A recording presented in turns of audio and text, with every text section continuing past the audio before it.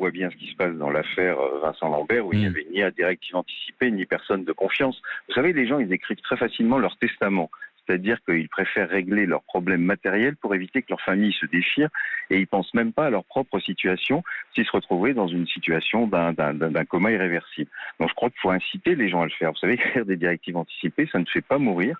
Et au contraire, je pense que vous savez, quand vous en parlez dans votre famille, c'est l'occasion d'avoir un débat sur une question qui est très difficile. Et quand vous avez évoqué cette question sur la fin de vie, souvent ça fait tomber plein de tabous dans les familles et on parle de la vie. Donc je crois qu'il faut les écrire et les faire, c'est extrêmement important. Quelle est l'obligation du médecin ? Il peut très bien ne pas les suivre. Et voilà, et c'est ça le problème. Et oui, mais c'est encore, on l'a vu malheureusement ces dernières semaines avec tout ce qui s'est passé, c'est-à-dire qu'elles sont contraignantes et pas opposables. Ouais. C'est-à-dire qu'un médecin, après les avoir lus, après avoir consulté éventuellement la personne de confiance, son équipe peut estimer qu'elles sont manifestement inappropriées et en écrivant sur le dossier médical, dire qu'il ne peut pas les appliquer.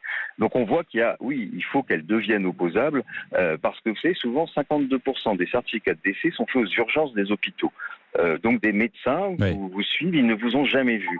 Est-ce que c'est normal que ce soit eux qui décident plutôt que vos directives anticipées que vous avez écrites vous-même et votre personne de confiance qui est quelqu'un à qui vous avez confié tout ce que vous souhaitiez, qui connaît votre position. Donc on voit qu'il y a quelque chose qui ne va pas dans cette loi.